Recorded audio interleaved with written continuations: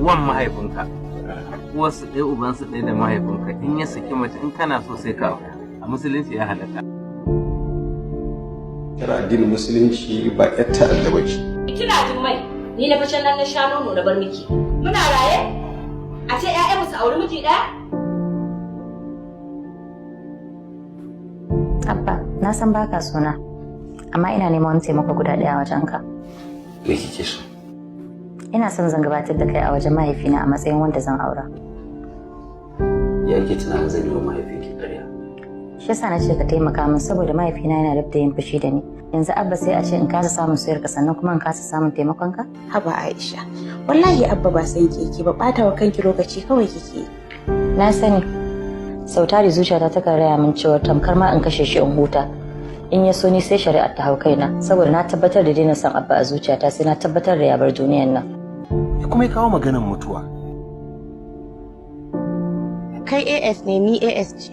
Idan muka biye wa son zuciya da soyayyen da muke wa junanmu muka yi aure, za mu haifi 'ya'ya masu ɗauke da cutar sikila. Kinga babu cutar da bata da magani. Wa san gobe ban da Allah. Wannan magana ƙaryar banza ce. Tsakani da Allah, scientifically an yi proving cewa AS da AS ba su yi aure ba. A soyayya ba wani science kaji. Akwai wani abin da bani da shi ne a matsayina na matarka? Babu komai wallahi. Duk abin da take da shi kina da shi. Kuma baki rage ni da komai ba. To me yasa kake so ka ƙara aure? Ya buri Khadija wato na faɗa son wata ne. Kuma wallahi na kasa fita. Wace ce?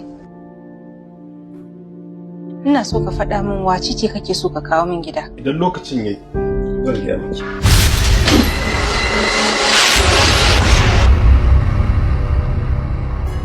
Umar, cousin ita kake so ka kawo min a matsayin kishiya?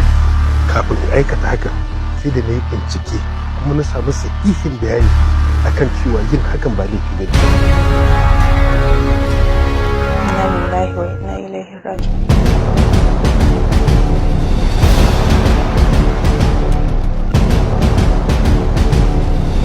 Kai ba ka da kunyan ne? Khadija, yanzu ni miji ki kalli ki ce ban da kunya. Kar ka sauka daga kan maganar da nake ba abin da nake nufi ba kenan kai ma ka sani. In dai ku haka zumunci bai min rana ba. Wai kin san ana barin halak ko dan kuɗi. Ke manta da ita wahala ce mutum shi. Matsalar wasu matan kenan sai su rika yawo office saboda neman sama. Ce idan ma neman samarin ne ban isa bane in nema. Kar ku bani da kira da ɗaya namijin da ya gani zai ce yana so. Ai ko baki da qualities din da Abba zai so. Ai ba haka ya kamata ki.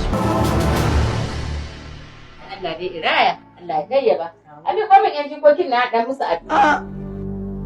Ba a ɗaukan su. Sai dai ki musu addu'a daga nesa. Dan ba wani ƙwari su kai. Jimma, mamin yaya, ki ji abin da ta ce? Na ji wallahi yayi sai dai ki haƙuri. Kin san ba a ɗaukar su ba a jagwalgwala su da yawa ba su yi ƙwari ba.